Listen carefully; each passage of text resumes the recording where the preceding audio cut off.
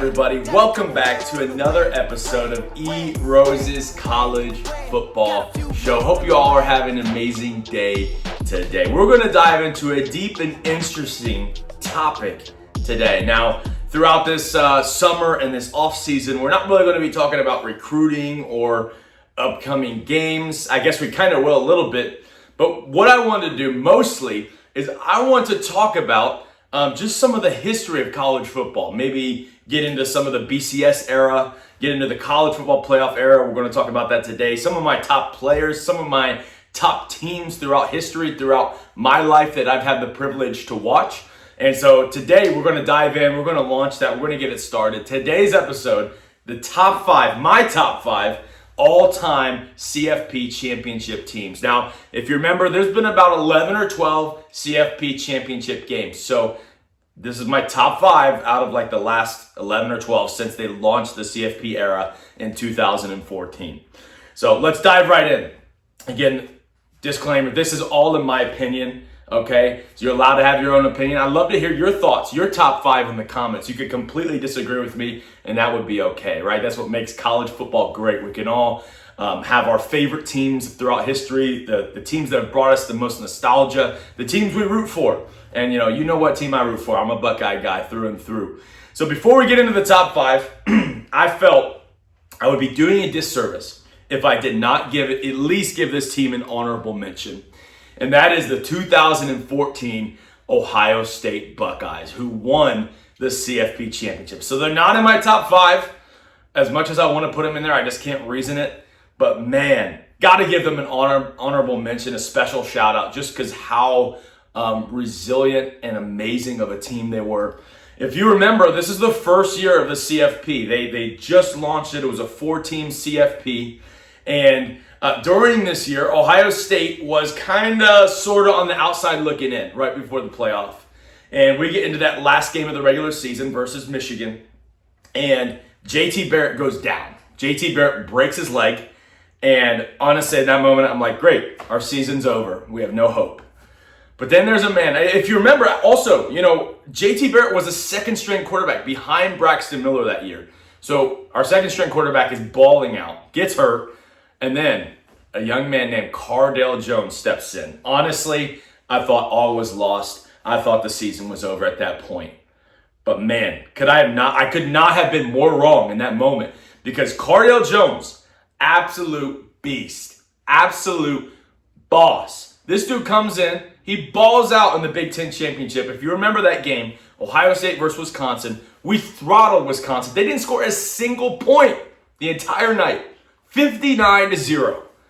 And then now everybody's talking like, I think this team might be a CFP team. Like, of course, bro, we won the Big Ten, one of the best conferences in the country, and we just beat Wisconsin 59-0. Like, does that not say anything?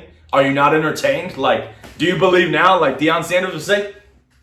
And so we get into the playoff, and of course, we get screwed over, man. We go straight to playing the number one seed, Alabama Crimson Tide, which at that time, it was like, okay, well, you're the lamb going to the slaughter, pretty much. I remember we go into that game versus Nick Saban. I think this is Urban Meyer's second or third season as the Buckeyes coach. But we go into that game, and I'm just like, bro, we're so cooked.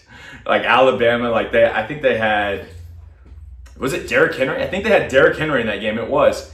And man, just so many great players on the offensive and defensive side of the ball. We go into that game, we're down 21-6, I remember. And we somehow come back and win. We get a pick six, we get an interception at the end to close it out. And we take down the number one Alabama Crimson Tide.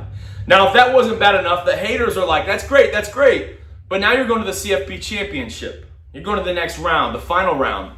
And you're facing the Oregon Ducks with Marcus Mariota. You remember, he was a Heisman winner. I mean, everybody thought he was going to be the greatest quarterback, greatest thing since sliced bread. All of my friends, I remember I was a junior in high school, bro. That's like 12 years ago. And I just remember all my friends were like, bro, we do not stand a chance. We're so cooked. We're going to lose to Oregon. And I was just like, no, we're not. We got this, bro. I was like the only one in my friend group that believed. I'm like, we are the Ohio State Buckeyes. We got Urban Meyer. Cardale Jones just balled out in the last two games. Like, we got Michael Thomas. We got Evan Spencer. We got Ezekiel Elliott, one of the greatest running backs ever. And I just had that confidence, man. I had that swagger. And what do? We go into the CFP championship and we crush the so-called unbeatable 2 seed, the Oregon Ducks, with the Heisman winner on their team. We beat them 42-20, punching our ticket to the first natty, winning the first CFP championship. And that's my honorable mention, just because it's so special and it's so much nostalgia for me and such a resilient team.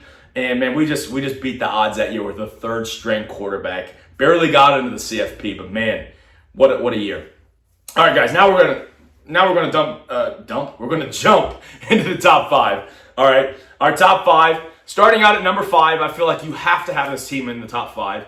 Is the 2020 Alabama Crimson Tide. That's my number 5 pick, and I get it was a COVID year. If you remember, that was a weird year. A lot of different conferences, including the Big Ten, like they didn't start for the first 6 to 8 weeks of the season. Like they delayed it so much because of COVID. Everybody's scared, and when they did start the season, nobody's at the games. It's like, fake people, and then like you can't have people, social distancing, all this crap, and it was insane, bro.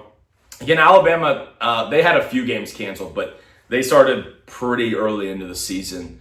Alabama's overall record was 13-0. Some of their key wins, for me, probably the most key win outside of the championship was their 52-46 win versus the number 7 Florida Gators in the SEC championship. The game was just like a shootout, absolute barn burner. Alabama came out on top.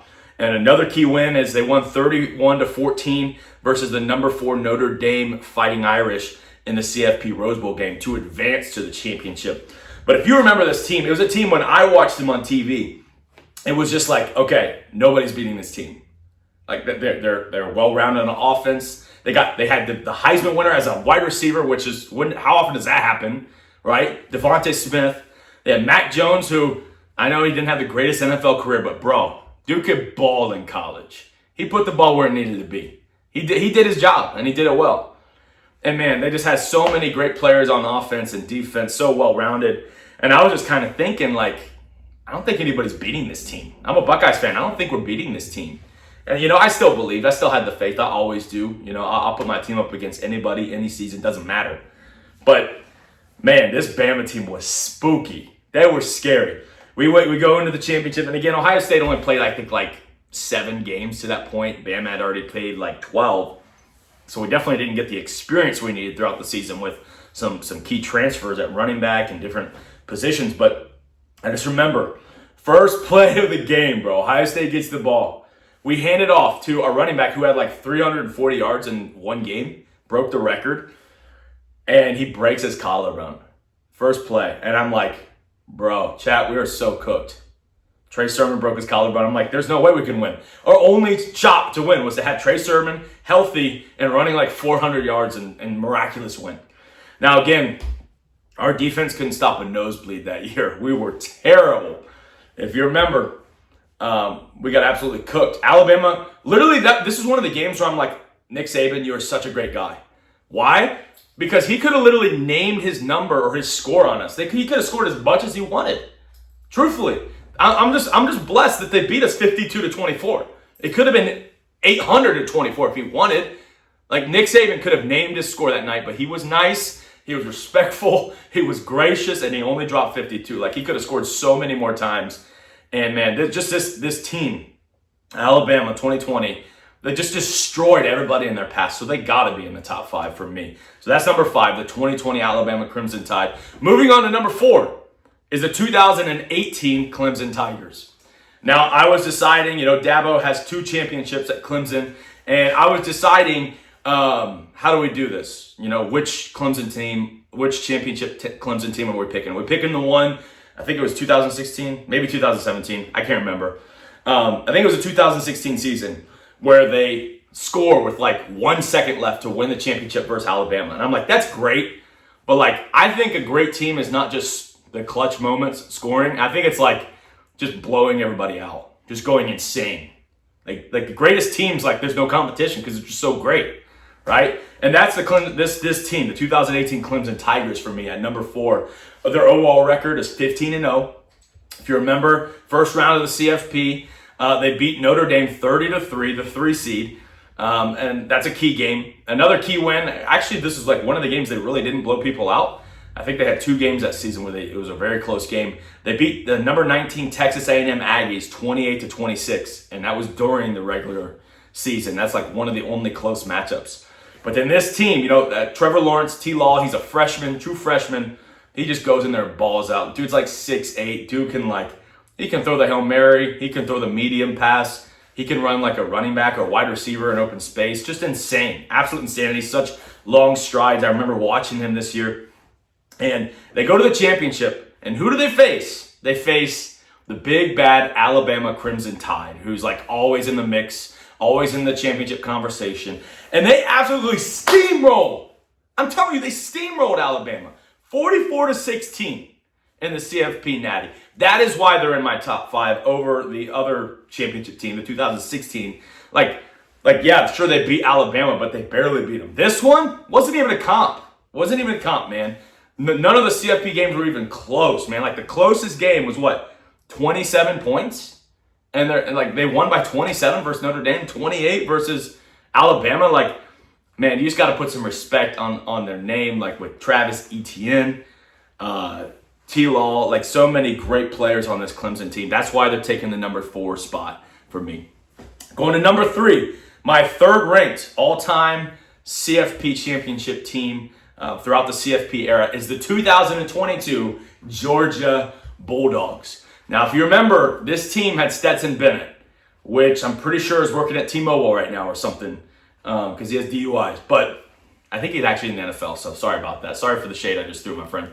But man, this team was insane. This kind of reminded me of a little bit of the Alabama team in 2020. Georgia's final record was 15-0. Some of their key wins, let's talk about it, man. I'm going to start with the regular season matchup. They beat the Tennessee Volunteers 27-13. Now again, Tennessee was balling right then. They just beat Alabama by a game-winning knuckleball field goal. And they beat Tennessee in their house. Tennessee was number 1 in the country, which sounds crazy to say, right? Because how often does that happen? But they have Hendon Hooker as QB and just so many amazing players. I think they had the Blitnikoff winner on their team as well. Maybe I'm wrong, but I mean, they beat Tennessee 27-13 and shut up everybody, and then they claimed the number 1 spot. Now, I remember that's a key win, but another key win was my heartbreak. It was a tough moment for me. They beat the Ohio State Buckeyes in the CFP Peach Bowl on New Year's Eve. As the clock struck midnight, it was 42-41. We lost by 1 point. Now, just to let you know, my Buckeyes were winning the entire game, bro, until 2 minutes left. And then Georgia, that's why they're in my top 3, just because they had this, resilient clutch factor. They just wouldn't lose. They would be down. They would play poor defense for a half, but they weren't capable of losing, man. I remember in the regular season, they had a game where they almost lost to Mizzou, and they just clutched it. Man, and this, that was a real national championship, in my opinion, where they played Ohio State, absolute barn burner. They score with 2 minutes left. Ohio State's driving down the field. We get into perfect field goal position. Of course, Georgia was just not going to lose that year. It was just they were a team of destiny, right? And we missed the field goal, shank it right at midnight. Georgia goes to the Natty. And if you remember, this Georgia team produced one of the most lopsided Natties in the history of college football, bro. They go to the Natty versus the number 4 TCU team, which I thought TCU legitimately had a chance.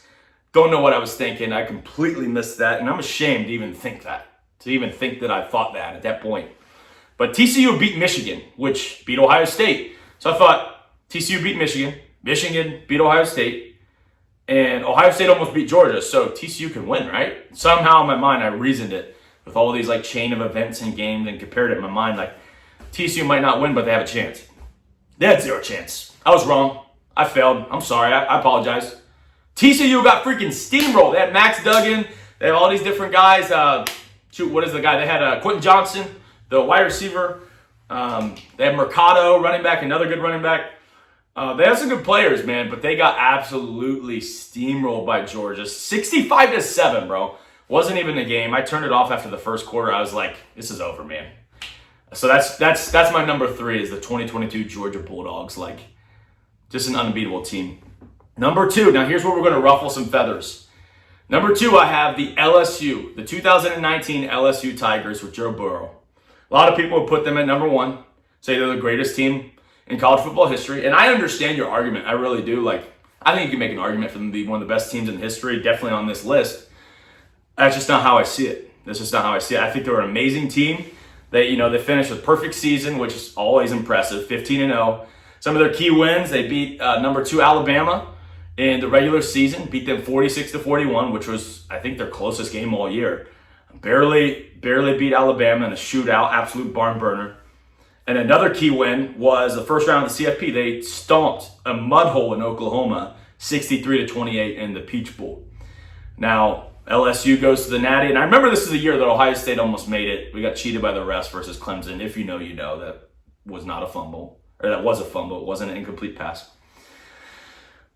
But LSU defeated Clemson, and again, this is the same Clemson that won the championship the year before. Resilient, great team. They defeated number 3 Clemson 42-25 in the Natty, and it wasn't really that close. Now, this is an outstanding LSU team, CFP team in history. So good with Joe Burrow and just Justin Jefferson, Jay Jettas, all these guys, man, just an absolute star-studded lineup. The reason why I don't have them at number 1 is just because of their defense was good, but it wasn't great. I think you got to have a great defense to be one of the greatest teams of all time. Now, that's where I go to number 1, our final one of today. Our number 1 CFP championship team. I'm going to make a lot of people upset in the comments, and I don't care, bro. This is personal experience. This is IMO, in my opinion. My number 1 team is the 2024 Ohio State Buckeyes. That's right. I said it. It's my Buckeyes. I'm choosing my Buckeyes at the top of the list. But, man, you talk about just a team who got hot at the right time. If you remember, our overall record this season was 14-2. So we did have 2 losses. Somehow we were 10-2, got into the CFP. We lost to Oregon by 1 point after Dan Lanning figured out how to bend all the rules in college football, and they changed it after that. Then we miraculously lose to Michigan. I remember, man, I was down bad after we lost to Michigan. I thought all was lost. Everything was over. I mean, they're fighting on the field. People are getting maced. Just everything's insane, right? Well, wrong. We had an all-players meeting. We go into the CFP, man, and we go with an absolute vengeance in the first round versus Tennessee. I remember Tennessee fans filling in our stadium like, oh, we're taking this place over. It's going orange. I mean, they're doing crazy stuff, flicking our players off, yelling at us, like all this stuff. I'm like, you guys have no idea. You have no idea. The players running with their shirts off like, oh, we're tough guys. I'm like, man, y'all some clowns. Because Ohio State stomped a mud hole in Tennessee. I don't even have the score here, but it was like 40-17, 42-17 or something like that, 45-17. And man, we came out with a vengeance. If that wasn't crazy enough, we had the short end of the stick. We had the toughest path to the championship game. The very next game, we play the unbeatable Oregon Ducks. Right? They're number 1. They're 13-0. They're just absolutely balling out. They haven't lost a single game. They beat us in the regular season. They win the Big Ten. And what do? We just something slight, man. Just something slight. Get up to a 34-0 lead. Okay? 34-0 before half. And man, we just stomped a hole in Oregon and just crushed all their hopes and dreams. And I feel so bad for Oregon fans. You still don't have a natty, but man, we beat them 41-21, and I had so much anxiety before that game, and all my questions were answered. It was at that moment I knew we were going all the way. Nobody's stopping us. The only team that was going to stop us was Oregon, and we're up 34-0. Nobody's stopping us.